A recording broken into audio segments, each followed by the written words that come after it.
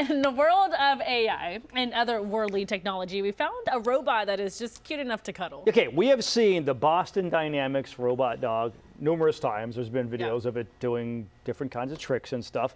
Well, this morning we were joined by Brendan Schulman. He is from the Boston Dynamics company. You guys have, Brendan, good morning, thanks for being with us. You have the dog out there at the Capitol to show off what it can do. Now, I will be honest, we have made jokes on this show about the dogs look like they could take over and attack us and all that kind of stuff, but explain to us the capabilities of the dog and why you guys are actually at the Capitol.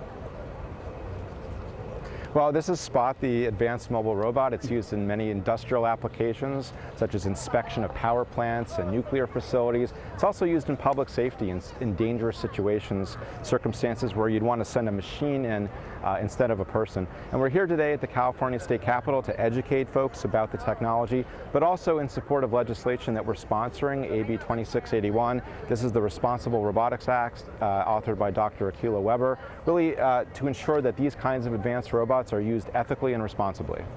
And so what does that mean? What would be the unethical concerns that you would have?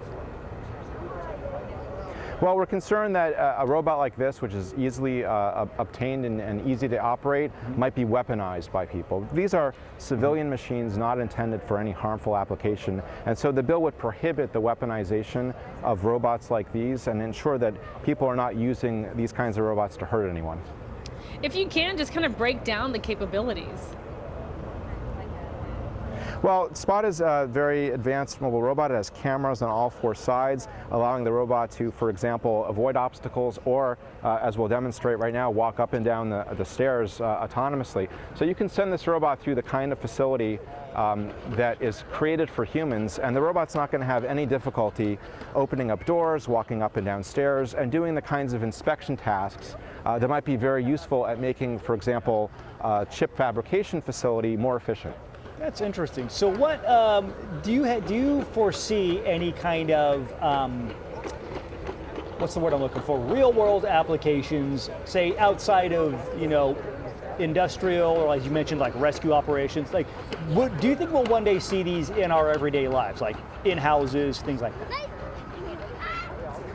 Our long-term vision for robots is helping humanity in a wide number of applications, including in the home. I think that's in the long-term future.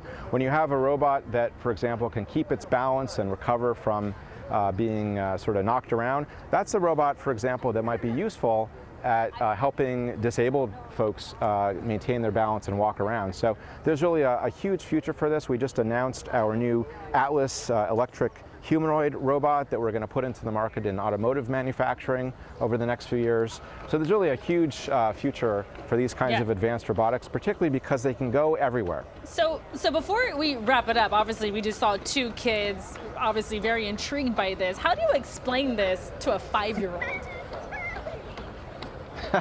You know, the 5-year-olds in the world have probably seen robots in science fiction portrayals. A lot of those robots, like C-3PO, for example, are very positive influences and inspiration. We also have the Terminators of the world. Part of the reason why we want to make sure the legislation is in place here to communicate to folks as young as 5 that the robots are here to help people and not harm them. So the genuine excitement you see, I think, just speaks for itself, but we want to make sure that really these are tools that are useful and safe in society. Yeah, that little one's a little uncertain about, Spot there. Brendan Schulman from Boston Dynamics, thank you so much.